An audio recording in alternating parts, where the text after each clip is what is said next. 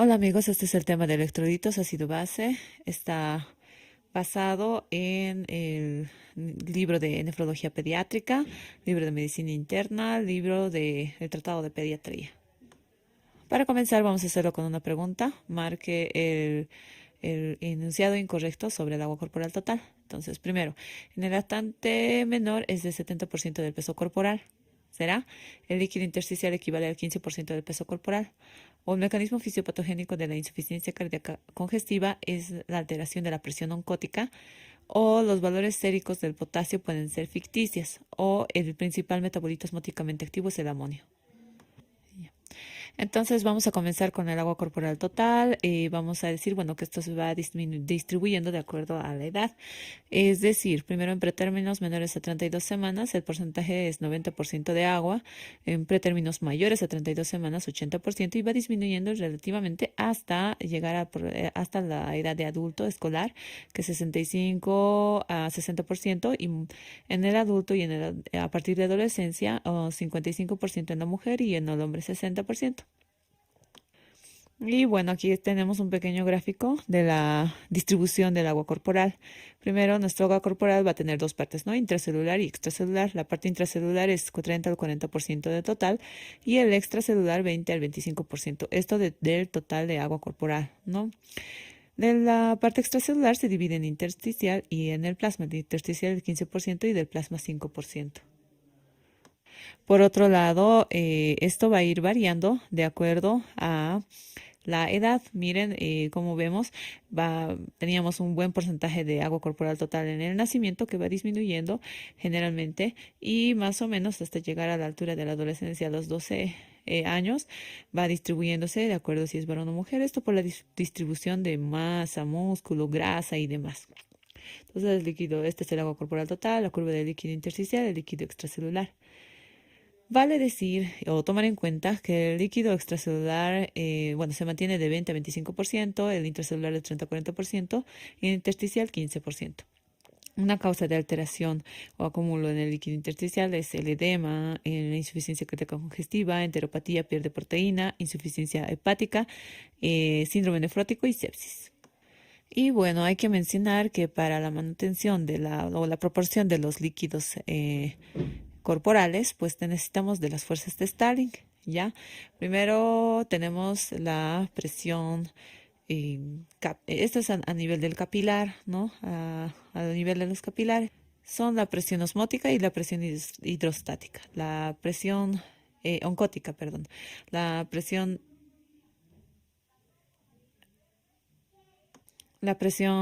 intravascular oncótica y la presión hidrostática intravascular y así como la intersticial, que nos van a facilitar el paso, ¿no? Y así poder hacer el intercambio de los micronutrientes. Vale decir que la presión hidrostática va a aumentar a nivel intravascular la presión de líquido. La presión oncótica más bien va a jalar líquido. Y así también en el intersticio. La presión hidrostática va a empujar y la presión oncótica va a jalar líquido. De ahí que tenemos estas patologías, el edema, la insuficiencia cardíaca congestiva, la glomerulonefritis aguda, que alteran estos mecanismos y nos proporcionan la clínica conocida ya. El líquido electrolítico se podría decir, bueno, el líquido, el agua corporal total dentro de los líquidos corporales tienen electrolitos. Los electrolitos básicamente nos van a dar una potencial de membrana y pues básicamente van a mantener un gradiente. ¿Ya? Esto pues nos va a facilitar porque son a partir de membranas semipermeables, como habíamos visto, ¿no? En la facultad, ¿no? A las membranas semipermeables, cómo va a pasar de un compartimiento a otro, eso acorde a la presión osmótica, ¿no? Básicamente por los electrolitos que son sustancias osmóticamente activas que van a formar la presión osmótica. Entonces hay que mencionar que en la parte intracelular el potasio es el electrolito que manda, que es en mayor cantidad. Y en la parte plasmática el sodio es el que predomina, ¿no? Obviamente seguido del cloro, el bicarbonato y bueno, en menor cantidad los otros electrolitos. y las proteínas. Por otro lado, en la parte intracelular, los otros aniones y demás son pues los que predominan, ¿no? El fósforo, las proteínas, el bicarbonato, cloro, el sodio y el magnesio. ¿Qué es lo que va a hacer que esto se mantenga siempre así de diferente? Pues es nuestra proteína sodio potasio te pasa, que va a hacer que siempre haya la absorción de potasio y siempre haya un aumento de la concentración de sodio a la parte extracelular. Eso es lo que va a facilitar. Por ende, cuando estamos hablando del potasio, la validación, ¿no? No va a ser netamente estimada cuando se hace un control de laboratorio, ¿ya? ¿Por qué? Porque una gran proporción de potasio va a estar dentro de la célula. Bueno, tenemos la osmolaridad, ¿ya? Cuya fórmula pues va a estar basada en electrolitos osmóticamente activos, ¿ya?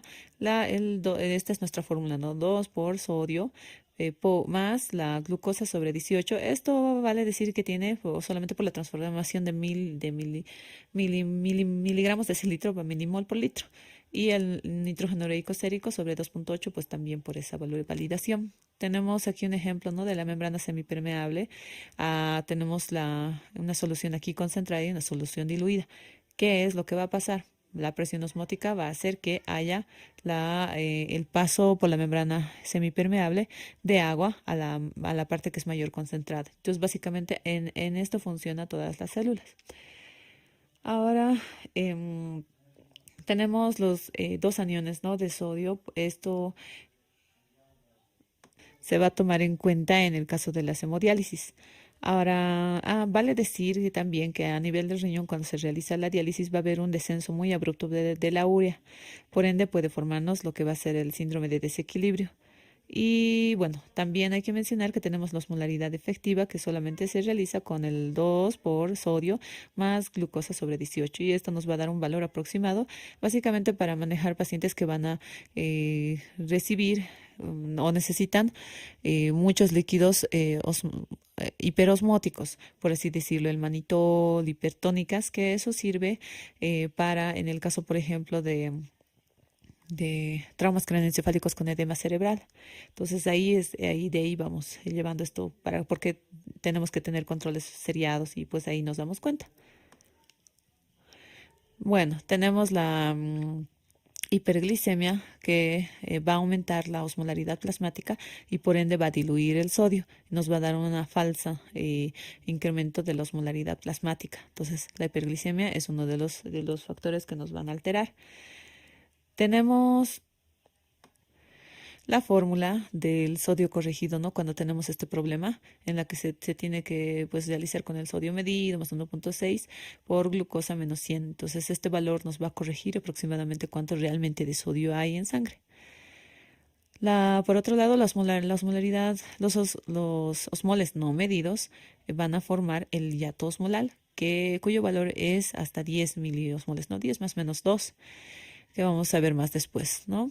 Tenemos la pseudohiponatremia, cuyo alteración se va a dar por el aumento de lípidos o proteínas séricas, ¿ya? Dentro de estas también hay fórmulas para corregir estas que vamos a mencionarlas en un momento. Ahora, tenemos bueno, cuando estábamos hablando de osmoles no medidos, ya que van a formar el hiato osmolar. Hablamos de estas, está en la diapositiva, estaba muy abajo. Parte de los osmoles no medidos son el etanol, el etilenglicol, el metanol, sacarosa, sorbitol y manitol. Ahora, ya hablando de la pseudohipernatremia, cuando aumenta el sodio, esto es cuando vamos a tener disminución de las proteínas séricas. Esto podrían acordarse en el sentido de que acordamos de la presión oncótica. Si tenemos disminución de las proteínas, ¿qué es lo que va a haber? Es como que van a estar, como que el líquido se va a perder, ¿no ve? Entonces, por ende, nos damos cuenta de que el sodio podría incrementar de forma paradójica, ¿no? No real. Ahora, la intoxicación por sal o uremia y nos va a dar una osmolaridad elevada, ¿ya? Pero no va a haber sobrecarga de volumen. Bueno, y pasamos a una pregunta.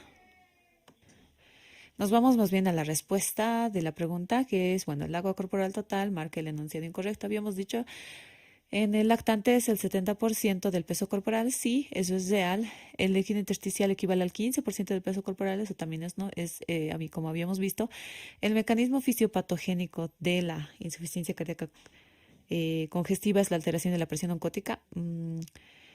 Y los valores séricos del potasio pueden ser ficticios, esto habíamos dicho sí. Y bueno, el incorrecto es que el principal metabolito osmóticamente activo es el amonio. Pues en realidad no, el principal metabolito osmóticamente activo es el sodio. Ya hablando de la regulación de la osmolaridad a nivel cerebral, tenemos pues varios puntos de control de las mismas, comenzando desde la hipófisis, los osmorreceptores, ¿no? Los osmorreceptores van a estar alte- eh, van a estar muy estimulados cuando existen cambios de 1 a 2% incluso de osmolaridad. Aquí tenemos, pues después de tener su estímulo, va a haber el estímulo de la formación de la hormona antidiurética y por ende va a actuar a nivel del túbulo colector para la liberación de las aquaporinas que van a rescatar agua, ¿no? De la orina y por ende por eso es antidiurética. Entonces, él va a nivel del túbulo colector, por la activación del AMP cíclico, se va a liberar la aquaporina 2 que va a estimular la absorción de agua. ¿Ya? Y tenemos la regulación de la osmolaridad a nivel sistémico, ¿no? Donde tenemos la formación del angiotensinógeno, la conversión en angiotensina 1, a nivel de la superficie pulmonar y el endotelio renal, la formación de la enzima convertidora de angiotensina, angiotensina 2, y por ende la acción de la angiotensina 2 a nivel de la actividad simpática con vasoconstricción, la reabsorción tubular de sodio, potasio y la retención de bicarbonato. Tenemos el aumento de la secreción de aldosterona, que por el otro ciclo va nuevamente a aumentar la vasoconstricción a nivel de la, de la arteriola aferente.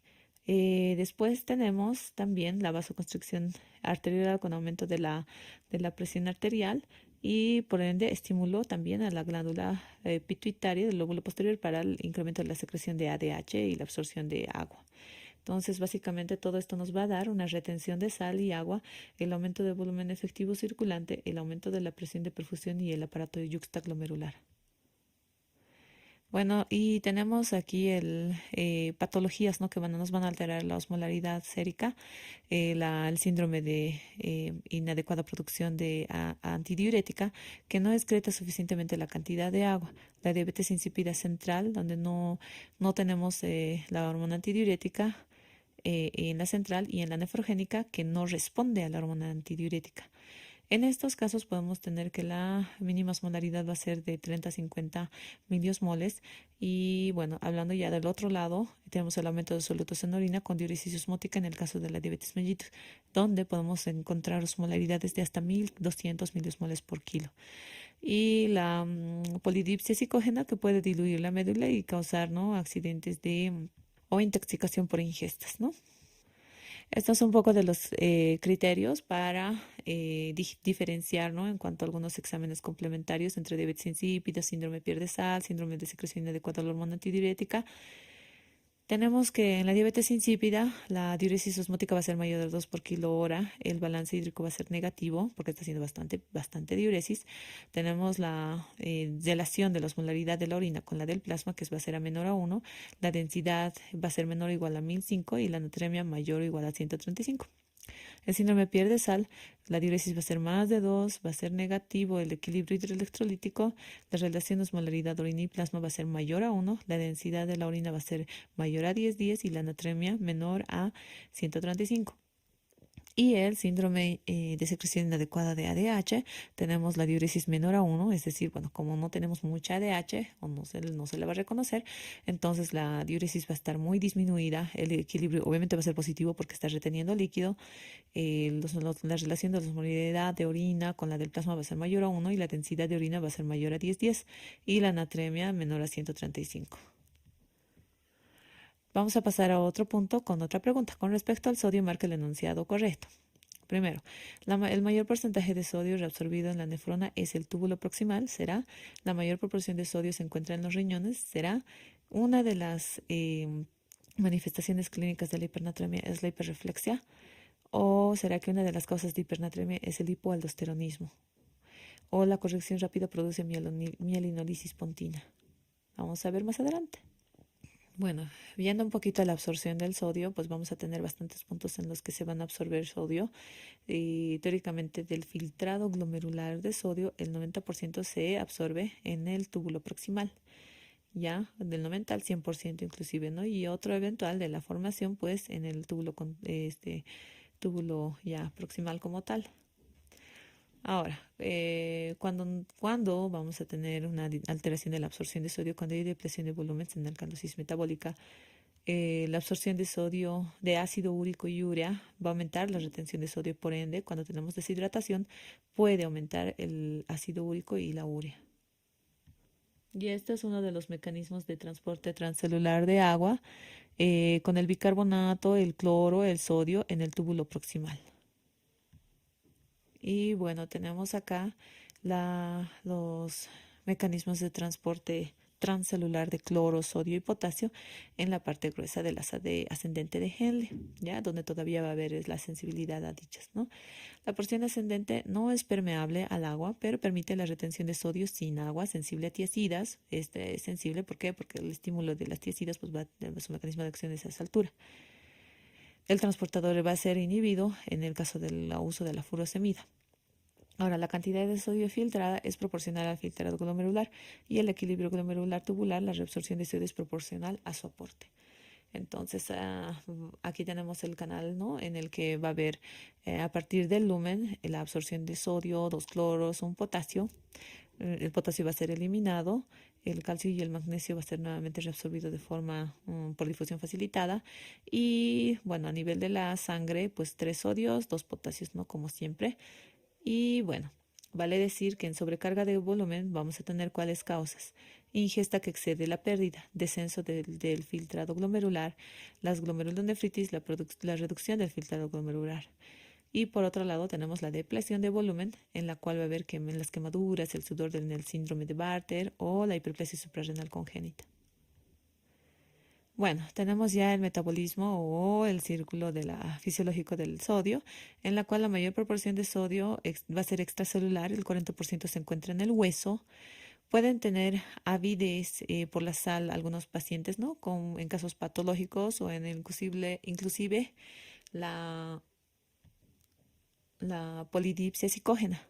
Luego, también por mala alimentación va a haber algún tipo de alteración. La lactancia materna generalmente tiene 7.000 equivalentes por litro y la fórmula maternizada entre 7 a 13, ¿no? La glicemia mejora absorción de sodio por cotransporte. Entonces, vale decir que, bueno, una vez que absorbemos el sodio, se elimina por el sudor aproximadamente entre 5 y 40.000 equivalentes y por las heces de 35 a 65. En este caso llama la atención mucho, ¿por qué? Porque por el sudor puede haber pérdidas excesivas y también por la diarrea, y que más adelante vamos a especificar cada una de ellas. Los valores normales de sodio en sangre son 135 a 145. Esto va a ser un poco, tal vez, modificable por el equipo que se utilice, ¿ya? Bueno, de acuerdo a valores, ¿no? Van a ser menos de 135 es hiponatremia. Y más de 145 es hipernatremia, ¿ya? Más de 150 incluso, ¿no? Y 135 es la hiponatremia. Pasando a lo que es la hipernatremia, tenemos, bueno, las causas se van a dividir en 3 partes, ¿no? Uno en el exceso de sodio realmente, el otro en el déficit de agua y el otro en el déficit de agua y sodio. Ya la hipernatremia se va a dar, por ejemplo, en el caso de hiperaldosteronismo, fórmulas lácteas, exceso de bicarbonato de sodio, ingesta de agua y administración de solución salina hipertónica. En estos casos sí esperamos un exceso de sodio. Ya vale decir que en el hiperaldosteronismo se va a asociar cuando hay hipernatremia, edema, hipertensión arterial, hipocalemia y acidosis metabólica. Por otro lado, el déficit de agua, tenemos la diabetes insípida central o nefrogénica, el aumento de pérdidas insensible en caso de prematuros, uso de luminoterapia y demás, la falta de acceso al agua o adipsia. Por otro lado, tenemos el déficit de agua y sodio, en el que va a haber pérdidas gastrointestinales, diarreas, cuadros enterales, pérdidas cutáneas por el sudor o quemaduras. Esto es importante porque si hay alteración de la barrera o la principal barrera de impermeabilidad, pues vamos a tener bastante pérdida. Y las pérdidas renales por el uso de diuréticos osmóticos, la fase poliúrica de la necrosis tubular aguda, diuresis postobstructiva. Ya, y vale decir que la osmolaridad urinaria va a ser más de 100 y 100, no, 1000 miliosmoles por kilo y un volumen urinario bajo con retención de sodio. Menor a 20 va a ser una excreción o fracción de excreción menos de 1. Entonces, y ahorita vamos a especificar un poquito a qué vamos con esto. Esto básicamente se utiliza para una fórmula.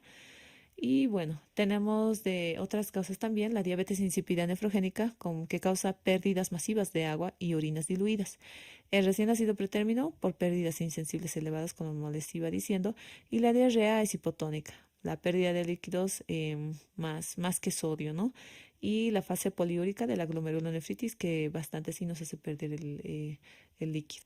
En cuanto a las manifestaciones clínicas, vale decir, tenemos los pacientitos, ¿no? Cuando hay mala técnica de lactancia, ¿qué es lo que va a pasar? Nuestro paciente se va a poner histérico, va a tener datos de deshidratación, y puede tener convulsiones, ¿no? Si mientras más neonatos es y más alteraciones hidroelectrolíticas tiene, puede tener cualquier tipo de alteración.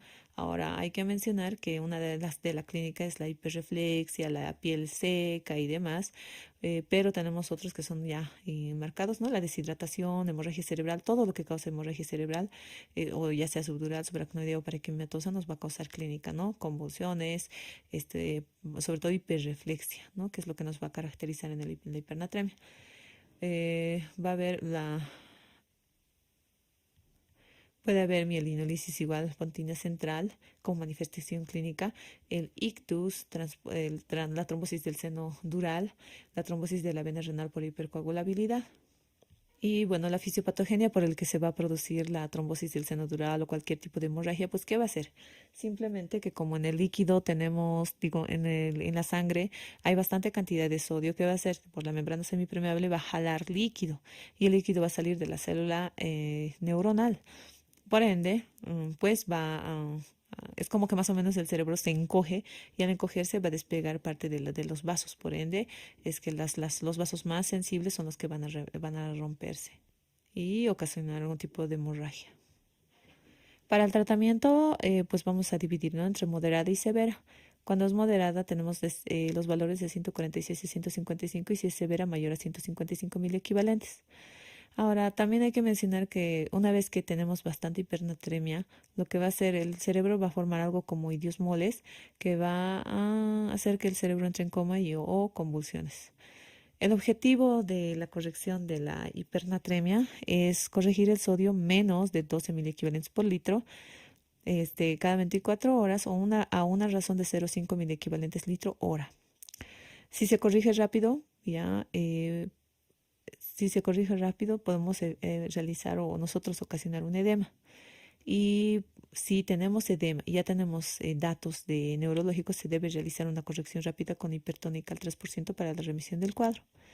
La deshidratación es una de las consecuencias, ¿no? Entonces, cuando tenemos un paciente con deshidratación, lo primero que hay que hacer es hidratarlo antes de tener los laboratorios, porque no vamos a esperar a tener los laboratorios y eventualmente, pues, la hidratación va a ser generalmente la que nos va a ayudar incluso con el pese a que la solución salina hipertónica tiene altas cantidades de sodio y estamos hablando de hipernatremia, pero la deshidratación básicamente es nuestra causa de la hipernatremia. Y si nosotros corregimos la deshidratación, corregimos la hipernatremia. Obviamente cuando ya tenemos un valor después de haber realizado el primer manejo y estamos con hipernatremia, pues nada, simplemente hay que hacer el manejo, ¿no? Y obviamente teniendo los nuevos resultados.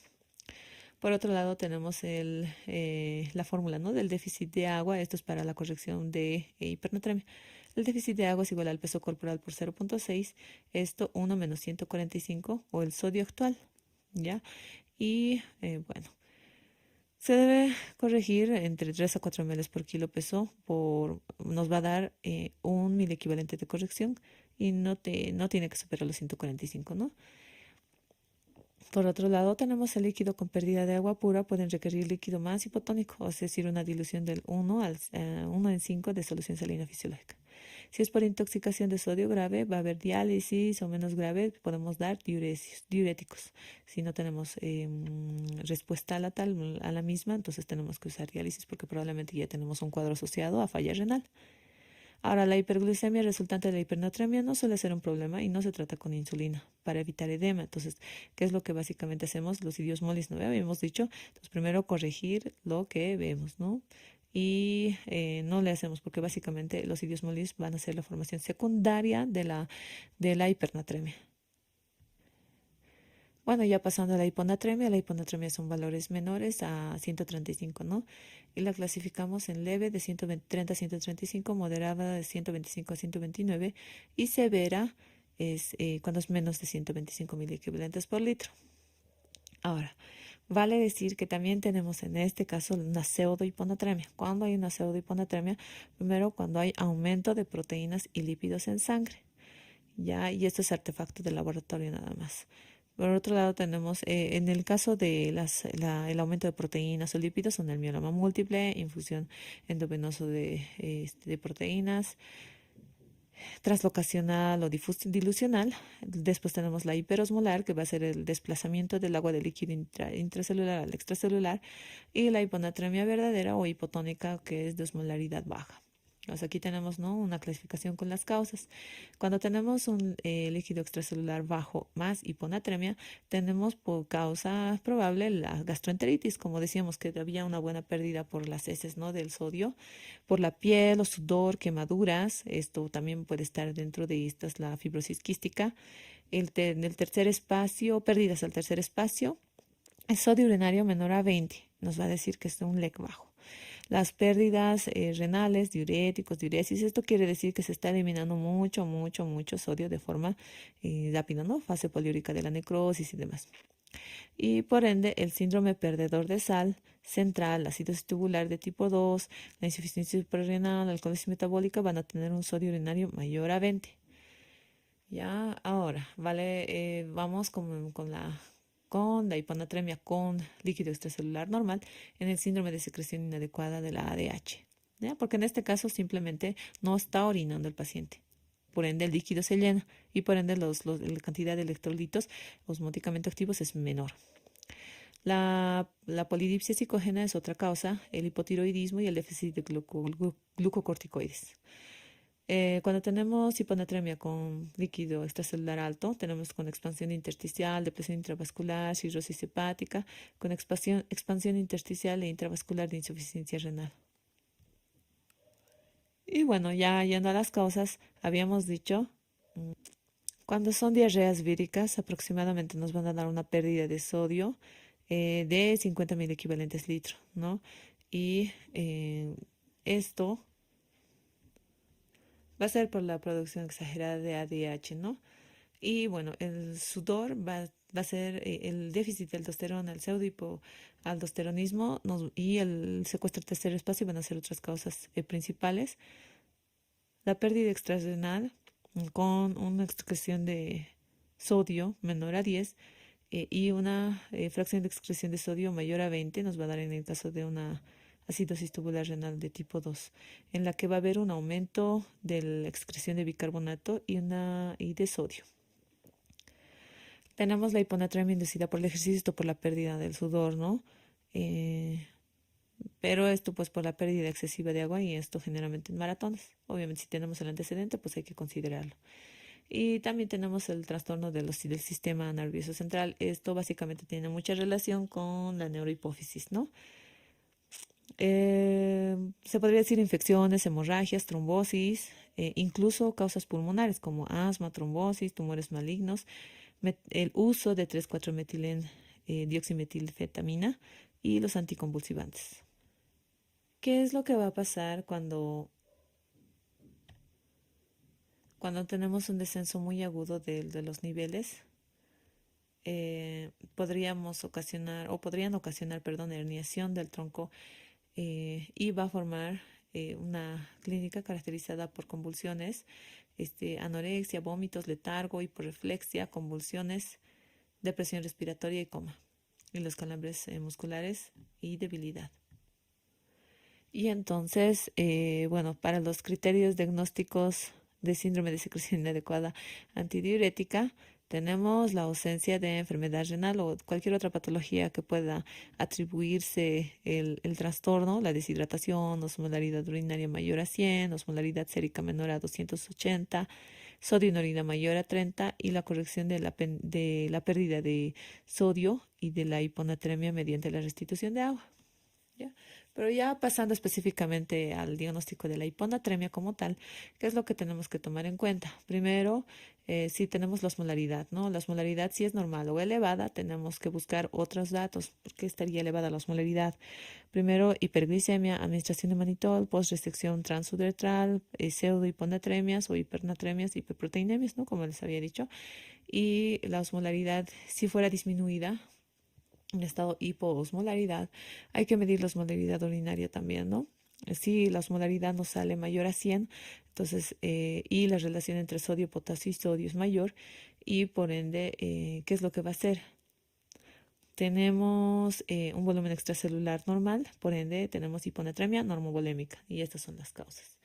Si tenemos osmolaridad menor a 100 con sodio y potasio que va a ser menor al sodio plasmático, entonces, y tenemos asociación con polidipsia psicógena o administración oral o endovenosa de líquidos hipotónicos y disminución del filtrado glomerular. Entonces, vale decir, pues ya, esto pues ya se llena solamente en estas cosas si es que fuera así, pero si en el caso de que volviendo a la osmolaridad mayor a 100 y tenemos un volumen extracelular bajo, tenemos la hiponatremia hipovolémica. ¿Ya? Dentro de ellas, pues vamos a dividirlas de acuerdo a las pérdidas renales o extrarrenales. Las pérdidas extrarrenales, pues vómitos, diarrea, cutáneas y tercer espacio, cuando tenemos una fracción de excreción de sodio de menos de 20. Pero si tenemos más de 20, quiere decir que son pérdidas renales netamente. Entonces, los causas pueden ser usos de diuréticos, nefropatías, bicarbonaturia, cetonuria, diuresis osmótica. En cuanto al tratamiento, tenemos cuando el líquido extracelular es bajo, hay que restaurar la volemia. Si el líquido extracelular es normal, se tiene que hacer restricción hídrica o un cálculo del exceso de agua. Y el líquido extracelular alto, entonces hay que ver el uso de diuréticos. Entonces, vale decir, pues nos puede decir fisiopatogénicamente la hiponatremia, nos va a dar hipoxia y nos va a dar daño cerebral y por ende la clínica que se conoce, ¿no? Y bueno, la duración de los síntomas y la duración y la presencia nos van a dar el uso del tratamiento o la indicación.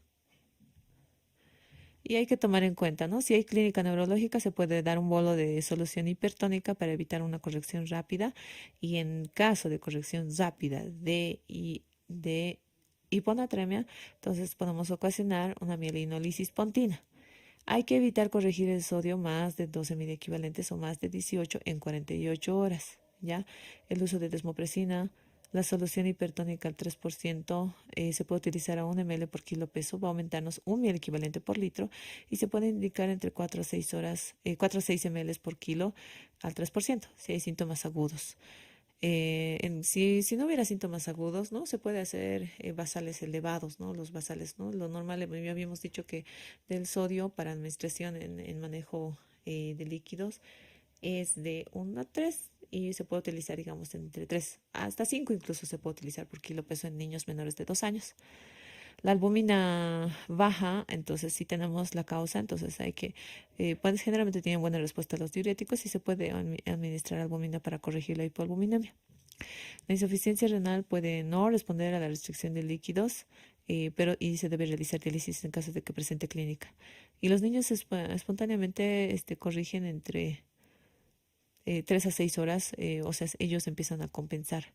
Y el reemplazo hormonal específico en hiponatremia en el hipotiroidismo o déficit de control. Bueno, con respecto a yendo a la respuesta, ¿no? Con respecto a la hipernatremia, El enunciado correcto es, bueno, habíamos dicho que el mayor porcentaje de sodio que se reabsorbe es en el túbulo contorneado proximal, donde se absorbe generalmente entre el 10 al 90%. La mayor absorción de sodio se encuentra en el hueso, habíamos dicho, ¿no? El 40% y no en los riñones. Una de las manifestaciones clínicas de la hipernatremia sí es la hiperreflexia, les había dicho, y una de las causas de hipernatremia no es el hipoaldosteronismo, en realidad es el hiperaldosteronismo, porque el efecto de la aldosterona es a nivel de la nefrona en el vasito o la vénula eferente o la arteriola eferente, ¿no? Y pues básicamente va a causar como vasoconstricción y va a hacer que se absorba mucho más sodio. Entonces la hipernatremia es con hiperaldosteronismo. La corrección rápida se produce mielinolisis espontánea. En realidad no, en realidad la corrección rápida en la hipernatremia nos da edema. Bueno, yendo al potasio, el potasio es un electrolito que va a estar relacionado mucho con el estado ácido básico. La disminución del pH va a provocar la salida del potasio líquido extracelular. Los agonistas beta-adrenérgicos estimulan la bomba de sodio ATPasa, por ende va a haber, y esto va a estar estimulado por las catecolaminas. El uso del mannitol a 0,6 miliequivalentes por litro por cada 10 miliosmoles de osmolaridad, y el aporte es de 1 a 2 miliequivalentes por kilo por día.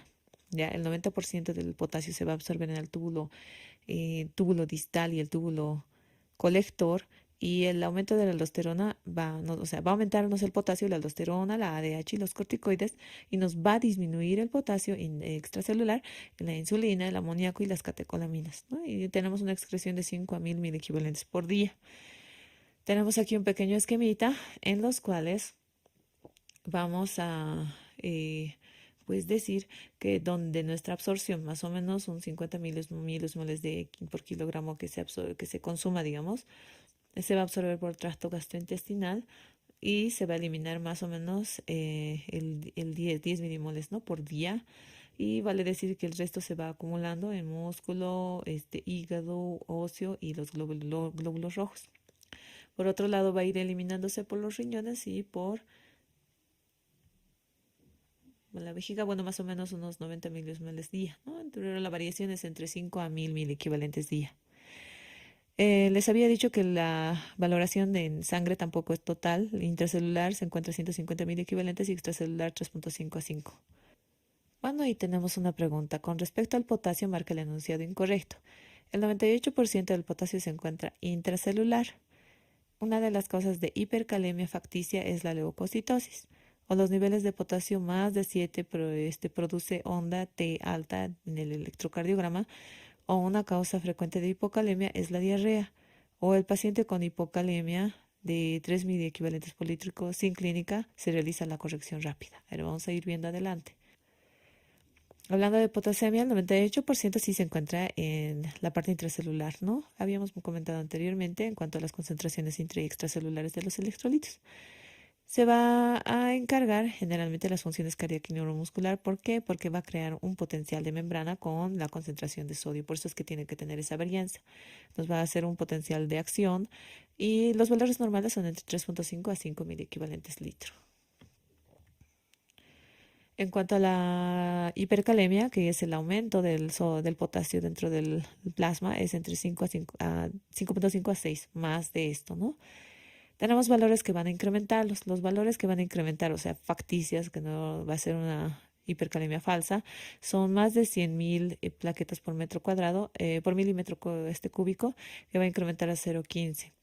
El consumo de suxametonio, beta bloqueantes, o intoxicación digital y cafluoruro, pues también nos van a incrementar. La parálisis periódica es un trastorno autosómico dominante que va a producir una mutación del canal de sodio. Y el síndrome de Bartter va a ser una mutación del canal de potasio. Inicialmente va a generar hipercalemia y luego hipocalemia como tal. Y bueno, estos tenemos los valores, ¿no? Dentro de los valores falsos tenemos también la hemólisis, las trombocitosis, las leucocitosis, la pseudohiperpotasemia, ¿no? Familiar.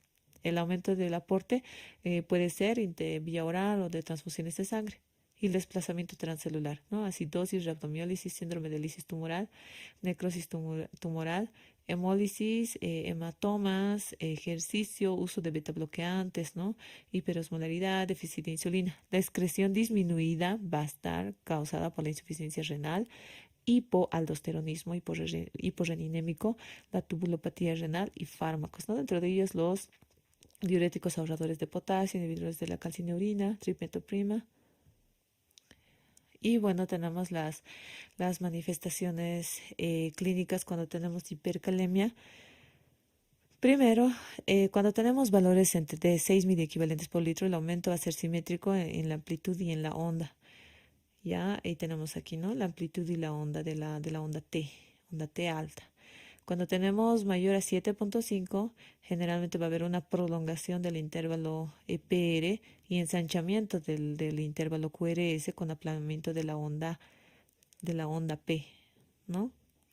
Por último, cuando es mayor a 9, existe la ausencia de la onda P, complejos QRS, anchos, bifásicos, fibrilación ventricular y asistolia. Entonces, ¿qué es lo que nos va a dar también en cuanto a sensaciones? Parestesis, debilidad, parálisis muscular, va a preceder a las neuromusculares. El diagnóstico va a ser de esta forma, ¿no? La historia clínica, ingesta, va a depender de la ingesta, por eso hay que hacer una buena anamnesis y los factores de riesgo, ¿no? De otras patologías. El laboratorio que vamos a realizar son, obviamente, creatinina, NUS, la valoración ácido base, ¿no? Para hacer un buen diagnóstico, pues teniendo todos estos valores se puede sacar la excreción diaria de potasio en 24 horas, la excreción fraccionaria de potasio, ya con una fórmula del potasio urinario sobre potasio plasmático dividido entre la creatinina urinaria y la creatinina plasmática por 100. Entonces los valores pues los vamos a ver aquí para poder ver hasta dónde va esto, ¿no?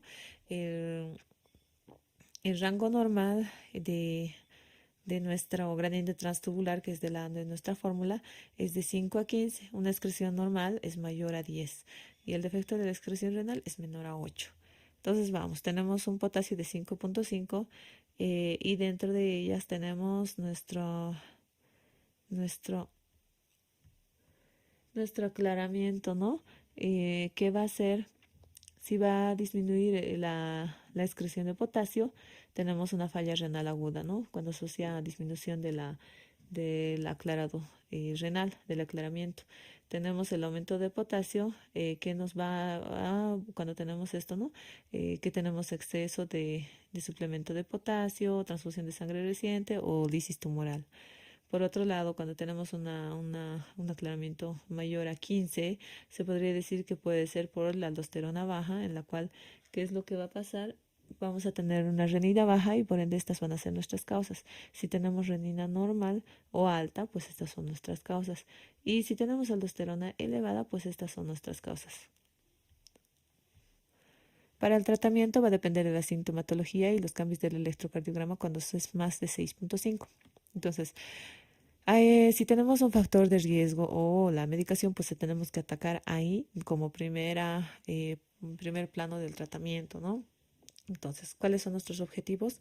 Remover el potasio corporal. Segundo, estabilizar la membrana celular. Tercero, inducir desplazamiento transcelular. Por otro lado, tenemos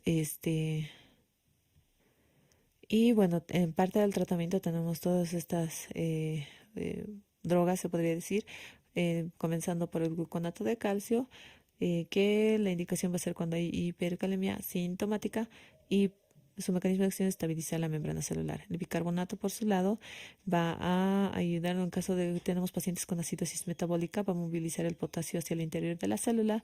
La glucosa más insulina va a ayudar en caso de hipercalemia sintomática, va a estimular la captación celular de potasio y los agonistas beta 2 la indicación es en hipercalemia sintomática y van a estimular la captación de potasio. Y esas son las dosis, los mecanismos de acción y sus acciones adversas frecuentes. Por otro lado, bueno, tenemos la furosemida, que también se puede utilizar cuando tenemos función renal conservada, va a eliminar el potasio del organismo y se puede utilizar a una dosis de 1 a 2 miligramos kilogramo dosis cada 6 e incluso cada 12 horas. Pero sus efectos adversos son contra los otros electrolitos. Las resinas de intercambio se puede utilizar en hipercalemia asintomática y elimina el potasio del organismo con intercambio de calcio. En pacientes con insuficiencia renal y anuria, la expansión del volumen extracelular y la acidosis metabólica es necesario diálisis, ¿no? Uno de los criterios de diálisis es hipercalemia con hiperazoemia, ¿ya? Y alteración del estado general, ¿no? Y por otro lado, tenemos la hipocalemia, ¿no? La hipocloremia, digo, hipocalemia, pues son valores por debajo de 3 o 3,5 de potasio, pero bueno, se clasifica en tres, ¿no? Leve de 3 a 3,5, moderada de 2,5 a 3 y severa menor a 2,5. Dentro de ellas, pues tenemos bastantes causas, ¿no? Causas de hiponatremia. Una de las causas falsas es la leucocitosis. Otras son los desplazamientos transcelulares en cuanto al uso de insulina, alcalemia, agonistas betadrenérgicos y, bueno, algún medicamento que tenga su acción sobre la ATP, sodio y potasio te pasa. La disminución del aporte, la anorexia nerviosa, pérdidas extrarrenales, ¿no? La diarrea, el uso de laxantes, la sudoración, las pérdidas renales con acidosis metabólica, nefritis intersticial, diuresis postobstructiva. La pérdida urinaria de, en la acidosis tubular renal nos da con acidosis momentánea. Los vómitos o aspiración gástrica nos van a perder entre 10 miliequivalentes por litro de cloruro de hidróxido, digo, de ácido clorhídrico. Ya, por ende va a haber pérdida este, de sodio y potasio. Después tenemos la diarrea congénita perdidera de cloro, que es autosómica recesiva y va a producir la alcalosis metabólica y con eso pues nuestra hipocalemia. El síndrome de East es una patología autosómica recesiva con mutación del canal de potasio, riñón, oído interno y cerebro. Y vale decir también la parálisis periódica hipopotasémica, que es un trastorno autosómico dominante que va a caracterizarse por la captación aguda de potasio. Tenemos las manifestaciones clínicas que van a ser principalmente neuromusculares, cardíacos y renales, porque habíamos dicho que su acción básicamente del potasio es a nivel de la neuromuscular, ¿ya? Y bueno, todo lo que tenga que ver con contracciones musculares o fibras musculares. Podríamos decir neuromusculares, el músculo esquelético, la debilidad muscular, las mialgias, parálisis, rhabdomiólisis, el músculo liso, constipación, íleo, retención urinaria, o las neurológicas, hiporreflexia tendinosa o parestesias. En los cardíacos va a haber hiperpolarización de las células con trastornos de conducción y ritmo cardíaco. El segmento ICT va a estar deprimido, va a haber una T difásica y una U prominente, una onda U. Las causas renales, bueno, dentro de las manifestaciones renales tenemos la polidipsia primaria, poliuria, alteración de la capacidad de concentración urinaria produciendo una diabetes insípida nefrogénica y si es crónica va a causar lesión renal, nefritis intersticial y quistes renales. Luego tenemos, bueno, pasando al diagnóstico, ¿cómo hacemos el diagnóstico? Primero hay que hacer una historia clínica detallada. Hay que hacer en el examen físico tomar en cuenta siempre, ¿no? El estado pondoestatural, la presión arterial, si hay edemas, alteraciones neuromusculares, en el laboratorio el potasio, urea, creatinina, trastornos ácido-base, glicemia, sodio, magnesio, calcio y fósforo. Y pues nuevamente nuestra formulita, ¿no? El gradiente transtubular y la excreción fraccional, ¿no? Con las determinaciones urinarias y plasmáticas de potasio. Y bueno, tenemos nuevamente nuestro algoritmo donde tenemos hipopotasemia, y el potasio corporal está disminuido, ¿no? Vamos a distinguir entre que realmente esté disminuido o haya captación celular. Esto en el caso de la alcalosis aguda, uso de insulina, beta-adrenérgicos. Y si tenemos pérdida excesiva de potasio por pérdida renal o extrarrenal, ¿no? Esto sí está asociado a alcalosis metabólica, acidosis metabólica o el estado ácido base variable. En caso de alcalosis metabólica, pues tenemos que ver nuestro cloro urinario. Y si tuviéramos una acidosis metabólica, tenemos que ver nuestro cloro urinario mayor a 15, que va a ser hipertensión, presión arterial normal o baja, va a ser si tenemos actividad renina plasmática menor a 0,5 o mayor a 0,5, donde pues vamos a al finalizar llegar a nuestro diagnóstico, ¿no? Incluyendo la eh, desoxicorticosterona, ¿ya? Que nos va a dar una luz para estos diagnósticos de trastornos suprarrenales y en el caso de la aldosterona, si tenemos algún tipo de aldosteronismo primario. Y la actividad, si tenemos actividad de renina plasmática incrementada, tenemos que ver la enfermedad parenquimatosa renal, enfermedades netamente renales, ¿no? Y bueno, para el tratamiento, siempre, ¿no? Dependiendo, uno, del caso, dependiendo del estado, examen físico general que habíamos realizado, y por otro lado, los antecedentes, todo eso nos va a dar una luz, ¿no? Primero, asegurar la vía aérea, monitorizar. Esto tiene que ser, esto en el caso de una hipocalemia severa, aseguramos vía aérea, monitorizamos y habilitamos una vía endovenosa.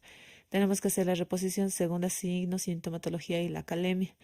Y si es la bimoderada, se puede realizar la reposición por vía oral o si hay signos clínicos, recién se debe realizar el tratamiento endovenoso, ¿ya? Si es leve moderada, se hace solamente la corrección por vía.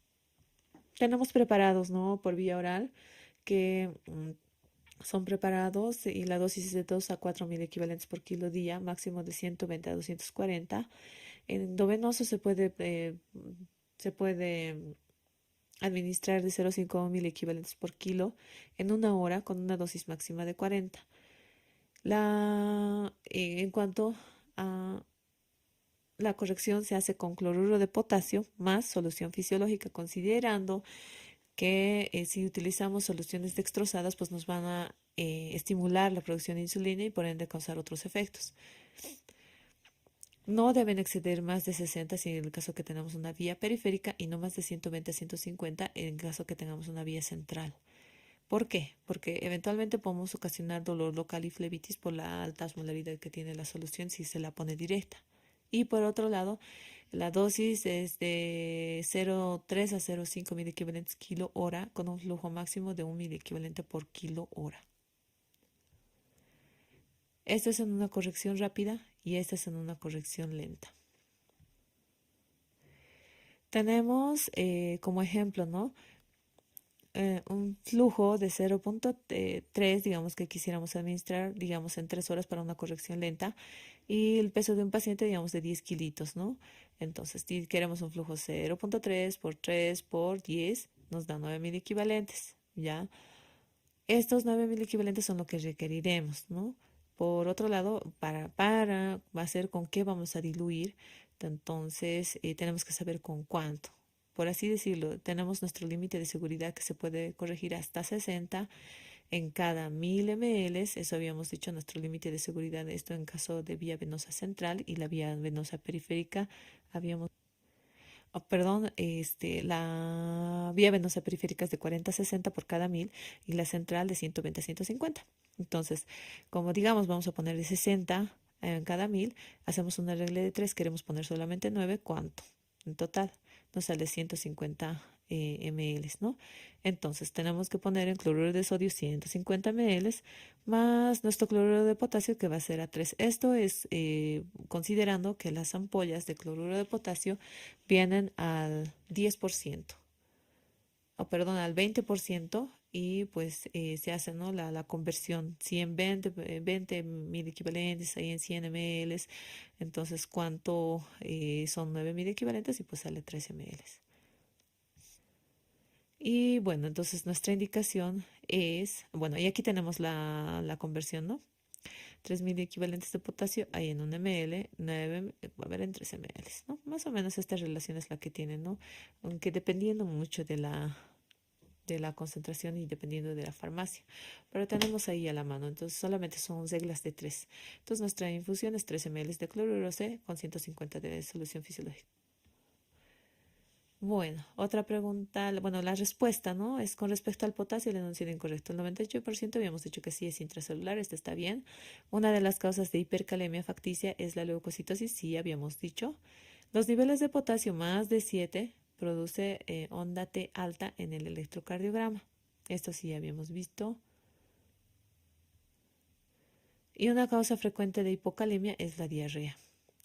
Y un paciente con hipocalemia de 3 sin clínica se realiza corrección rápida. Esta sería una hipocalemia leve y como no tiene clínica se realiza una corrección, se puede realizar la corrección por vía oral y no debería ser rápida. Ya yendo con el magnesio es un electrolito que no tiene actividad osmótica importante, sin embargo, su importancia radica en su función, ¿ya?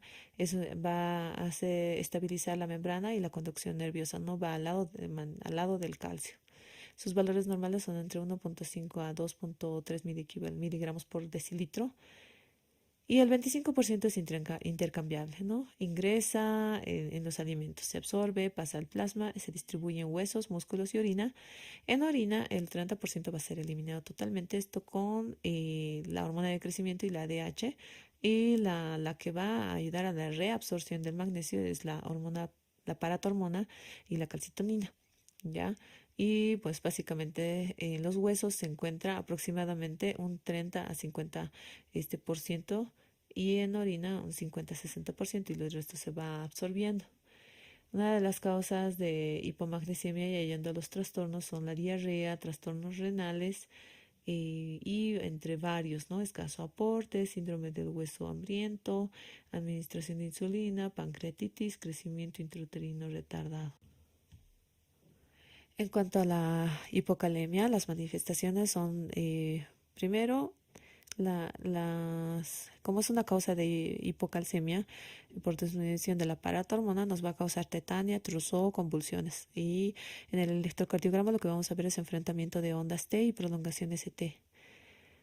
En el diagnóstico debemos que ver la fracción de excreción del magnesio, que va a ser menor a 2%, y esto de causa extrarrenal y de causa renal más del 10%. La relación magnesio urinario y creatinina urinaria va a estar aumentada o disminuida, de acuerdo a eso es que nos vamos a guiar para el tratamiento. Esta es la fórmula en la relación del magnesio urinario y plasmático y pues con el aclaramiento de creatinina, ¿no? En cuanto al tratamiento, el tratamiento es con sulfato de magnesio, 25 a 50 miligramos por kilo, a 0,05 y a 0,1 mililitros por kilo peso. En solución al 50%. La dosis va a ser de 8 a 12 horas en recién nacidos. La hipermagnesemia, la fisiopatología va a ser por laxantes, enemas, antiácidos. La enfermedad renal crónica, hipercalcemia, hipocalciuria familiar asocia a cetoacidosis. Además, en cuanto a las manifestaciones clínicas, se van a presentar a partir de 4.5 miligramos de cilitro. Se inhibe la liberación de acetilcolina en la unión neuromuscular. Por ende, va a haber hipotonía, hiporreflexia, debilidad, vasodilatación. En el electrocardiograma vamos a ver prolongación del PR, QRS, QT y más de 15. Y él va a haber bloqueo a este nivel y va a exacerbar con aminoglucósidos. El diagnóstico se va a realizar en recién nacido. Tenemos que tener mucho uso juicioso con insuficiencia renal. El tratamiento cuando hay función renal normal, se elimina el exceso con hidratación y diuréticos. Y en otros casos que son graves, exsanguíneo transfusión. El gluconato de calcio se puede utilizar cuando hay manifestaciones neurológicas y cardíacas graves. Y esto a fin de quelar, digamos, el magnesio, ¿no? Y la estabilización de la membrana. Y bueno, hablando del fósforo, el fósforo tiene, en la dieta generalmente se puede absorber o obtener 1400 miligramos. Ya dentro de ellas, entre la absorción y la excreción, en las heces se van a encontrar aproximadamente 500. Esto es en adultos, ¿no? Por ende, la mayoría se va a ir para la formación ósea, 350 miligramos, una reabsorción ósea de la resorción ósea se va a obtener el fósforo 350 miligramos, en el riñón la reabsorción de 6100 y la excreción generalmente 900, ¿ya? Ahora, el 65% del fósforo se encuentra en los fosfolípidos, el 1% en el plasma y el resto del hueso e intracelular, el 80% divalente y el resto monovalente. Él va a mantener un pH 7.4 y va a variar en la edad por el crecimiento, ¿no? tomando aquí los niveles de fósforo sérico en la infancia de 0 a 5 días, de 4,8 a 8,2, y tanta la diferencia que de 12 a 15 años entre 2,9 a 5,4. La hipofosfatemia, bueno, va a ser un descenso leve y transitorio de fósforo en el plasma.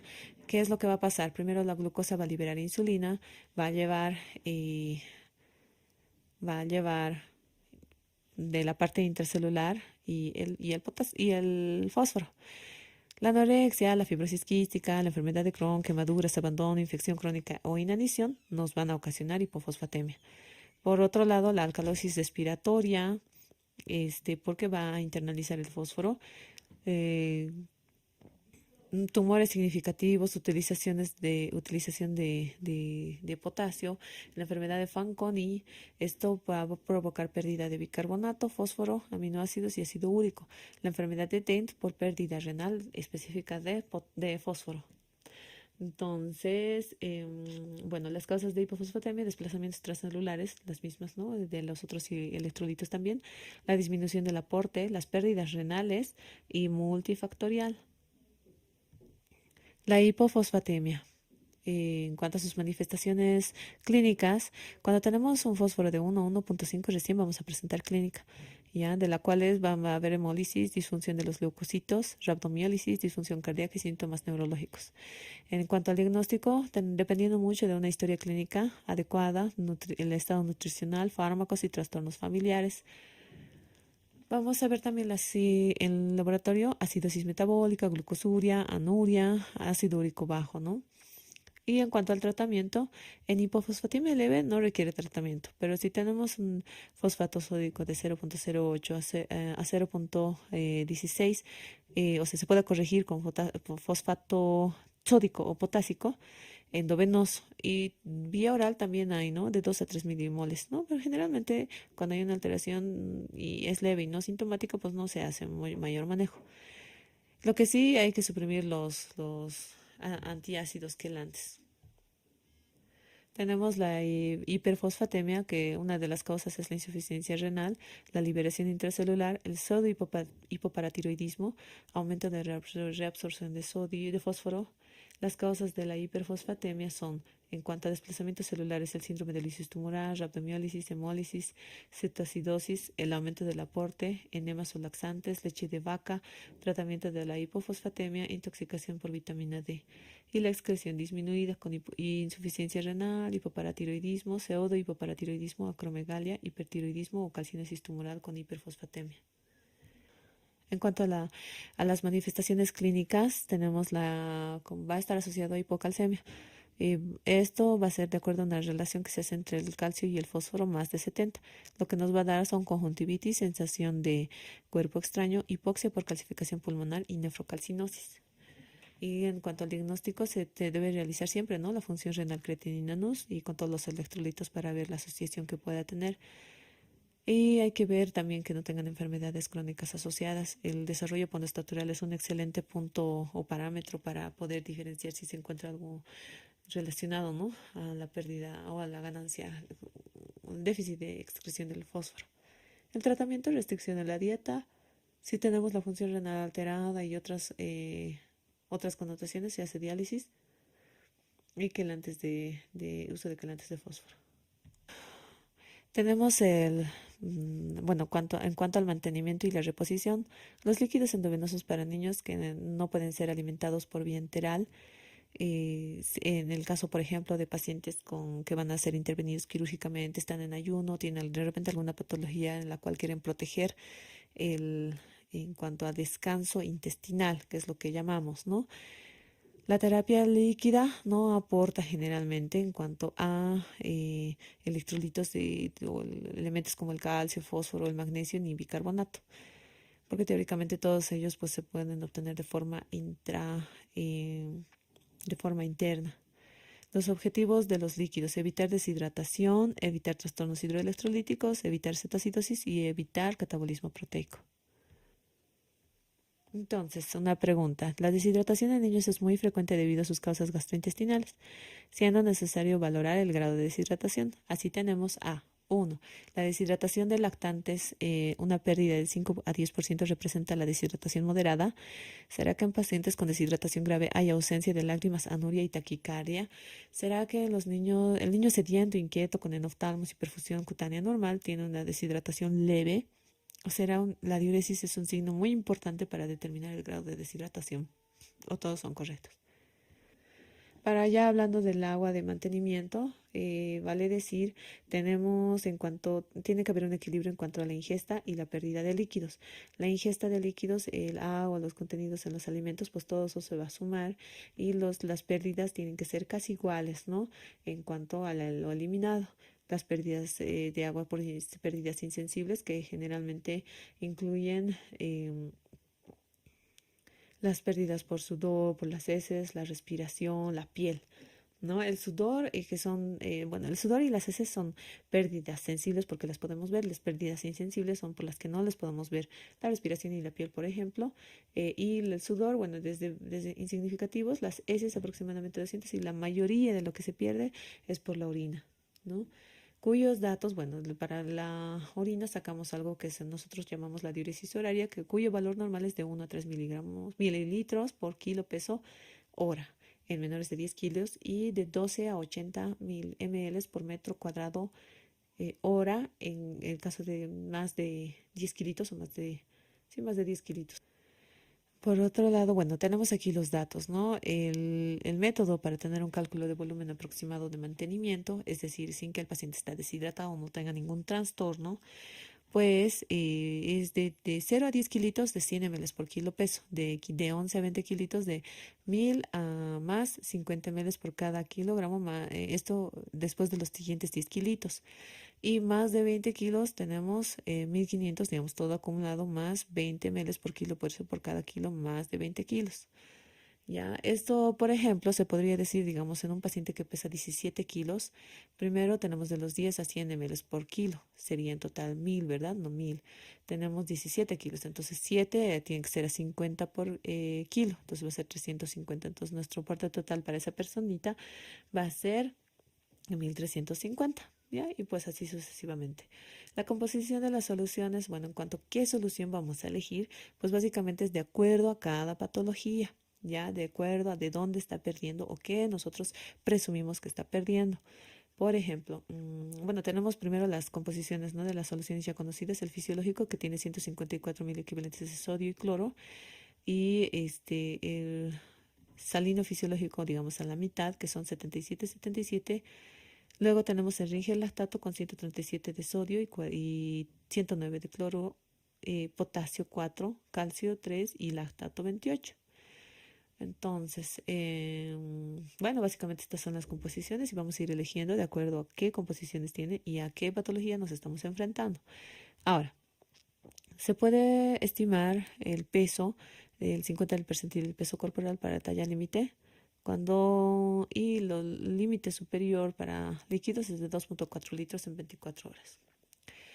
Por otro lado, tenemos la osmolaridad, ¿no? Normal es de 285 a 295 milimoles por kilo.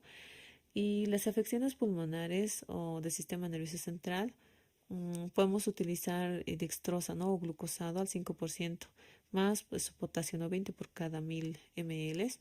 Si es un paciente de quirófano, generalmente se puede hacer solo con fisiológico o con rigelactanto, ya que solamente estaríamos manteniendo la volemia. Y hay que monitorizar estrechamente el peso, diuresis y los electrolitos para los trastornos. Tenemos las variaciones del agua y los electrolitos de acuerdo al mantenimiento.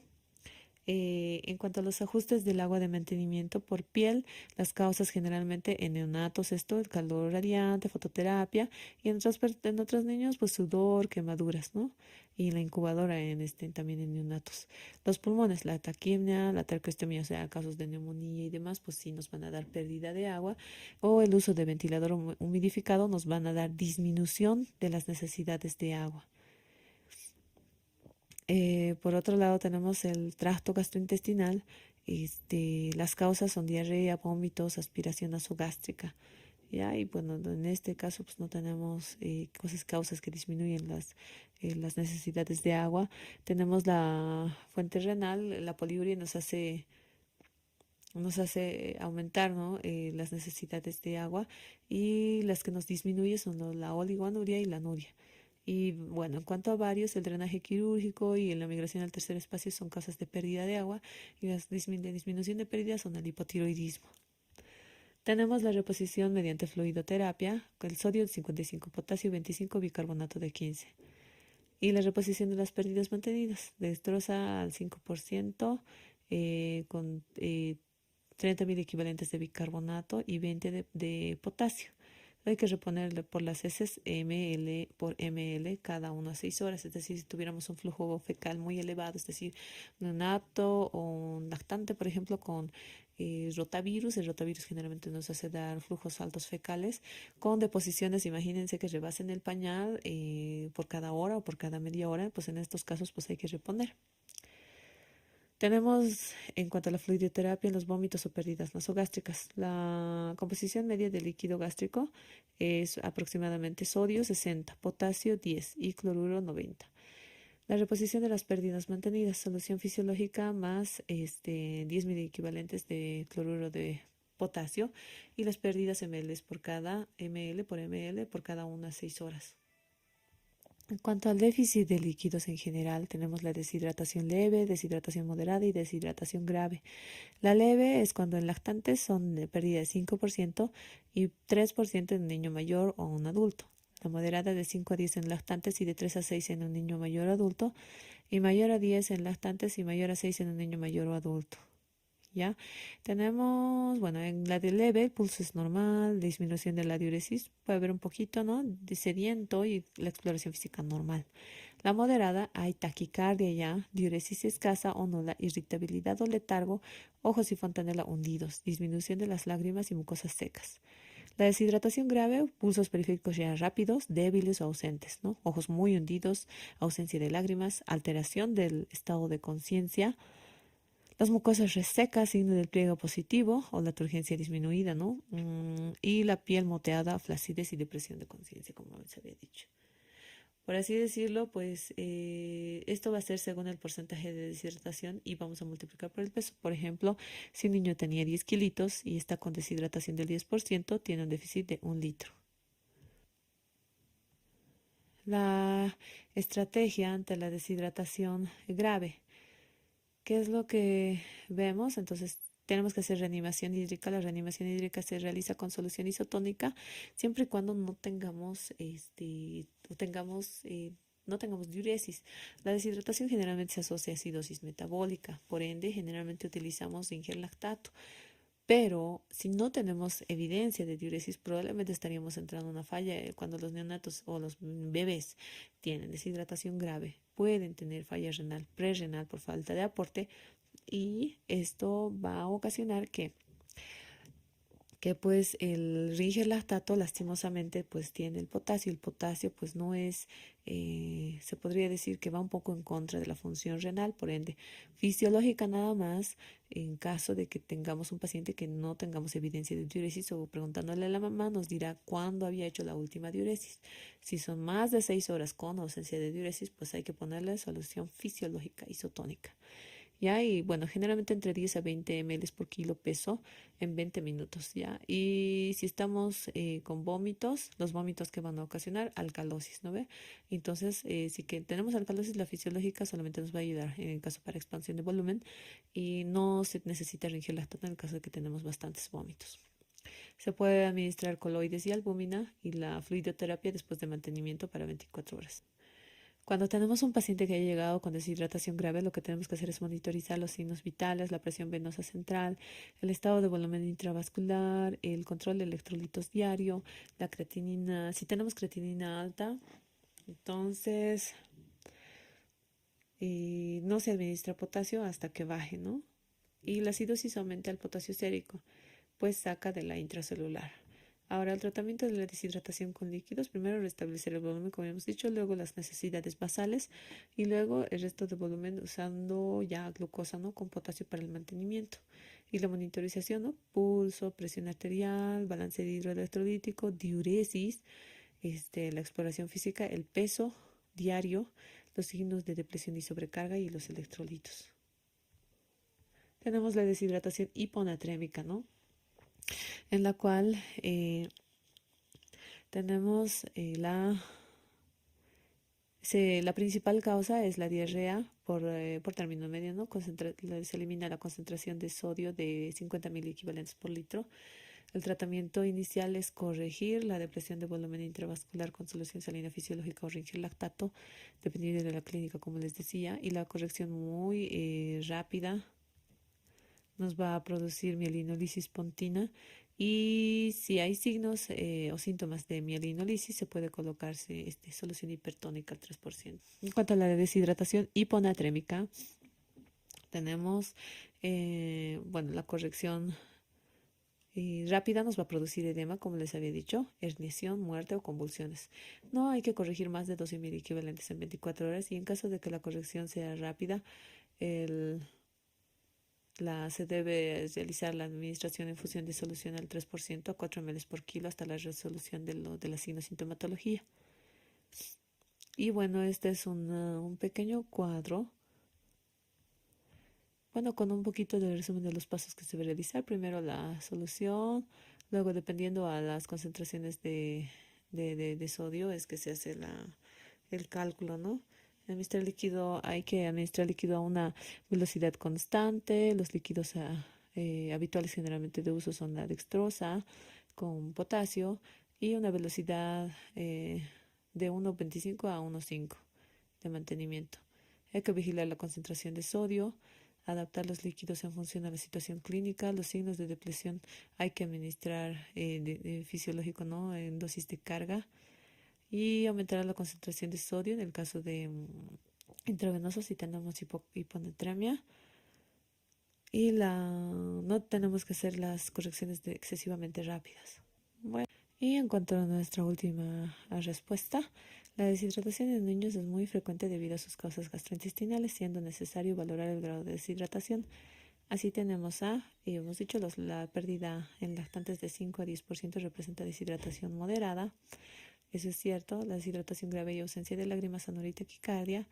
Y en niños sediento, inquieto, sin enoftalmos, con perfusión cutánea normal, es deshidratación leve, sí, y la diuresis es un signo importante para determinar el grado de deshidratación, es correcto, entonces todos son correctos. Y bueno, esa es la primera parte de electrolitos y todavía falta la parte de ácido base. Gracias.